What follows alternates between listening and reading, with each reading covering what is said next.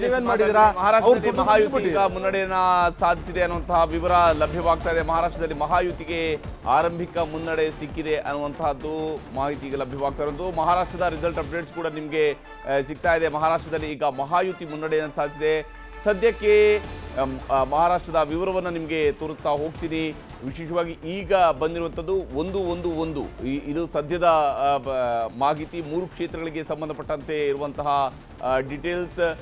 ಒಂದು ಅಂದರೆ ಮಹಾಯುತಿ ಒಂದು ಕ್ಷೇತ್ರ ಮುನ್ನಡೆಯನ್ನು ಸಾಧಿಸಿದರೆ ಇನ್ನೊಂದು ಕ್ಷೇತ್ರದಲ್ಲಿ ಏನು ಅಘಾಡಿಯವರು ಮುನ್ನಡೆಯನ್ನು ಸಾಧಿಸಿದ್ದಾರೆ. ಮತ್ತೊಂದು ಕ್ಷೇತ್ರದಲ್ಲಿ ಇತರರು ಕೂಡ ಮುನ್ನಡೆಯನ್ನು ಸಾಧಿಸಿರುವಂಥದ್ದು ಕೂಡ ಗೋಚರಿಸುತ್ತಿದೆ. ಹೀಗೆ ಮಹಾರಾಷ್ಟ್ರದಲ್ಲಿ ಬಹಳ ಜಿದ್ದಾಜಿದ್ದಿನ ಫೈಟ್ ಇದ್ದೇ ಇದೆ.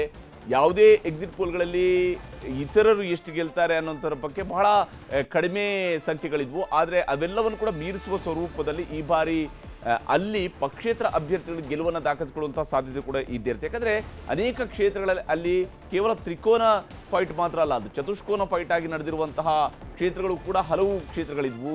ಎಲ್ಲ ಕಾರಣಕ್ಕಾಗಿಯೂ ಕೂಡ ಮಹಾರಾಷ್ಟ್ರದ ಚುನಾವಣೆ ಅತ್ಯಂತ ಕುತೂಹಲವನ್ನು ಕೆರಳಿಸಿದೆ. ಮತ್ತು ಮಹಾರಾಷ್ಟ್ರದಲ್ಲಿ ಯಾರು ಈ ಬಾರಿ ಅಧಿಕಾರದ ಗದ್ದುಗೆಯನ್ನು ಏರ್ತಾರೆ, ಲೋಕಸಭೆಯಲ್ಲಿ ಅಘಾಡಿಯವರಿಗೆ ಸಿಕ್ಕಿದ್ದಂತಹ ಸಕ್ಸಸ್ಸು ಈ ಬಾರಿ ವಿಧಾನಸಭೆಯಲ್ಲೂ ಕೂಡ ಮುಂದುವರಿಯುತ್ತೆ ಅಂತ ಹೇಳುವಂತಹ ಸ್ಥಿತಿಯಲ್ಲಿ ಅಘಾಡಿಯವರು ಕೂಡ ಇರಲಿಲ್ಲ. ಸದ್ಯಕ್ಕೆ NDA 2 ಕ್ಷೇತ್ರಗಳಲ್ಲಿ ಮುನ್ನಡೆಯನ್ನು ಸಾಧಿಸಿದರೆ ಇಂಡಿಯಾ ಬ್ಲಾಕ್ 1 ಕ್ಷೇತ್ರದಲ್ಲಿ ಮುನ್ನಡೆಯನ್ನು ಸಾಧಿಸಿರುವಂಥದ್ದು.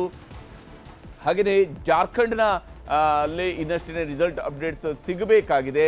ಮಹಾರಾಷ್ಟ್ರದ ಅಪ್ಡೇಟ್ಸನ್ನು ನಾವು ನಿಮಗೆ ತೋರಿಸ್ತಾ ಇದ್ವಿ. ಯಾವ ಸ್ವರೂಪದಲ್ಲಿ ಮಹಾರಾಷ್ಟ್ರದ ಮತ ಎಣಿಕೆ ಕಾರ್ಯ ಈಗಾಗಲೇ ಆರಂಭ ಆಗಿದೆ. ಮತ್ತು ಮಹಾರಾಷ್ಟ್ರದ ರಿಸಲ್ಟ್ ಅಪ್ಡೇಟ್ಸಲ್ಲಿ 2 ಕ್ಷೇತ್ರಗಳಲ್ಲಿ ಈಗ NDA ಮುನ್ನಡೆಯನ್ನು ಸಾಧಿಸಿದೆ. 1 ಕ್ಷೇತ್ರದಲ್ಲಿ ಇಂಡಿಯಾ ಬ್ಲಾಕ್ ಮುನ್ನಡೆಯನ್ನು ಸಾಧಿಸಿದೆ. ಇತರರು 1 ಕ್ಷೇತ್ರದಲ್ಲಿ ಮುನ್ನಡೆಯನ್ನು ಸಾಧಿಸಿರುವಂಥದ್ದು.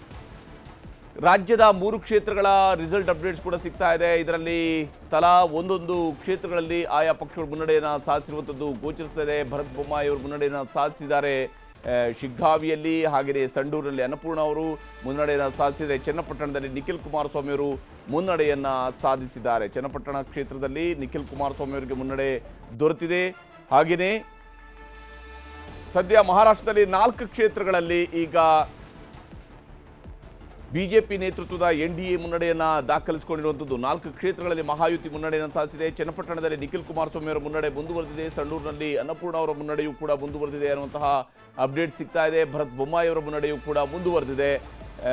ಈಗಾಗಲೇ ಶಿಗ್ಗಾವಿ ಮತಕ್ಷೇತ್ರದಲ್ಲಿ 3 ಕ್ಷೇತ್ರಗಳಲ್ಲೂ ಕೂಡ ಅಂಚೆ ಮತಗಳ ಎಣಿಕೆ ಕಾರ್ಯ ನಡೀತಾ ಇರುವಂಥದ್ದು. 4 ಕ್ಷೇತ್ರಗಳಲ್ಲಿ ಈಗ NDA ಮುನ್ನಡೆಯನ್ನು ದಾಖಲಿಸಿಕೊಂಡಿದೆ. ಮಹಾರಾಷ್ಟ್ರದ 6 ಕ್ಷೇತ್ರಗಳ ರಿಸಲ್ಟ್ ಅಪ್ಡೇಟ್ ಸಿಗ್ತಿದೆ. 4ರಲ್ಲಿ NDA ಮುನ್ನಡೆಯನ್ನು, 1 ಕ್ಷೇತ್ರದಲ್ಲಿ ಇಂಡಿಯಾ ಬ್ಲಾಕ್ ಮುನ್ನಡೆಯನ್ನು ಸಾಧಿಸಿರುವಂಥದ್ದು.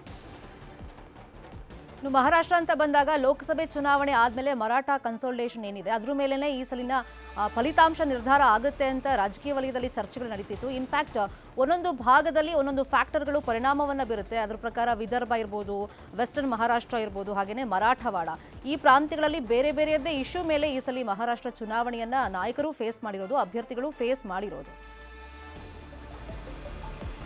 ಈಗಾಗಲೇ ಮಹಾರಾಷ್ಟ್ರದ ರಿಸಲ್ಟ್ ಅಪ್ಡೇಟ್ಸ್ ಅಲ್ಲಿ ನಾವು ನೋಡ್ತಾ ಇದ್ವಿ. ವಿಶೇಷವಾಗಿ 4 ಕ್ಷೇತ್ರಗಳಲ್ಲಿ NDA ಮುನ್ನಡೆಯನ್ನು ಸಾಧಿಸಿದೆ. ಇದರಲ್ಲಿ ಈ 4 ಕ್ಷೇತ್ರಗಳ ರಿಸಲ್ಟ್ ಅಪ್ಡೇಟ್ ಸಿಗ್ತಾ ಇರುವಂಥದ್ದು NCP ಸ್ಪರ್ಧಿಸಿರುವಂತಹ ಕ್ಷೇತ್ರಗಳಿಗೆ ಸಂಬಂಧಪಟ್ಟಂತೆ ಈ 4ರಲ್ಲಿ NCP ಮುನ್ನಡೆಯನ್ನು ಸಾಧಿಸಿದೆ ಅನ್ನುವಂಥದ್ದು. ಹಾಗೆಯೇ ಇಂಡಿಯಾ ಬ್ಲಾಕ್ನ ಕಡೆಯಲ್ಲಿ 1 ಮುನ್ನಡೆಯನ್ನು ದಾಖಲಿಸಿಕೊಂಡಿರುವಂಥದ್ದು. ಅದು ಶಿವಸೇನೆ ಉದ್ಧವ್ ಠಾಕ್ರೆ ಬಣ ಮುನ್ನಡೆಯನ್ನು ಸಾಧಿಸಿದೆ. ಸದ್ಯಕ್ಕೆ 5 ಕ್ಷೇತ್ರಗಳಲ್ಲಿ NDA ಮುನ್ನಡೆಯನ್ನು ದಾಖಲಿಸಿಕೊಂಡ್ರೆ 2 ಕಡೆಗಳಲ್ಲಿ ಇಂಡಿಯಾ ಬ್ಲಾಕ್ ಮುನ್ನಡೆಯನ್ನು ದಾಖಲಿಸಿಕೊಂಡಿದೆ. NCP ಶರದ್ ಪವಾರ್ ಬಣ 1, ಹಾಗೆಯೇ ಉದ್ಧವ್ ಠಾಕ್ರೆ ಬಣ 1, ಹೀಗೆ 2 ಕ್ಷೇತ್ರಗಳು ಇಂಡಿಯಾ ಬ್ಲಾಕ್ ಮುನ್ನಡೆಯನ್ನು ದಾಖಲಿಸಿಕೊಂಡಿರುವಂಥದ್ದು. ಹಾಗೆಯೇ ಒಟ್ಟು 5 ಕ್ಷೇತ್ರಗಳಲ್ಲಿ ಸದ್ಯ NDA ಮುನ್ನಡೆಯನ್ನು ದಾಖಲಿಸಿಕೊಂಡಿದೆ. ಮಹಾರಾಷ್ಟ್ರದಲ್ಲಿ 6 ಕ್ಷೇತ್ರಗಳಲ್ಲಿ ಸದ್ಯಕ್ಕೆ NDA ಮುನ್ನಡೆಯನ್ನು ಸಾಧಿಸಿದರೆ 3ರಲ್ಲಿ ಇಂಡಿಯಾ ಬ್ಲಾಕ್ ಮತ್ತು ಇತರರು 2 ಕ್ಷೇತ್ರಗಳಲ್ಲಿ ಮುನ್ನಡೆಯನ್ನು ದಾಖಲಿಸಿಕೊಂಡಿರುವಂಥದ್ದು. ಕಳೆದ 2 ಚುನಾವಣೆಗಳಲ್ಲಿ, ಸತತ 2 ಚುನಾವಣೆಗಳಲ್ಲೂ ಕೂಡ AIMIM 2 ಸ್ಥಾನಗಳನ್ನು ಗೆಲ್ಲೋದ್ರಲ್ಲಿ ಯಶಸ್ವಿಯಾಗಿತ್ತು ಮಹಾರಾಷ್ಟ್ರದಲ್ಲಿ. ಈ ಬಾರಿಯೂ ಕೂಡ ಅವರು ತಮ್ಮ ಅಸ್ತಿತ್ವವನ್ನು ಎಷ್ಟುಮಟ್ಟಿಗೆ ಉಳಿಸ್ಕೊಳ್ತಾರೆ ಅನ್ನೋಂಥದ್ದನ್ನು ನೋಡಬೇಕಿದೆ. ಯಾವ ಸ್ವರೂಪದಲ್ಲಿ ಈ ಬಾರಿಯ ಚುನಾವಣೆಯ ರಿಸಲ್ಟ್ ಅಘಾಡಿ ಪರವಾಗಿ ಬರುತ್ತೋ ಅಥವಾ ಮಹಾಯುತಿ ಪರವಾಗಿ ಬರುತ್ತಾ ಅನ್ನುವಂಥದ್ದನ್ನು ನೋಡಬೇಕು.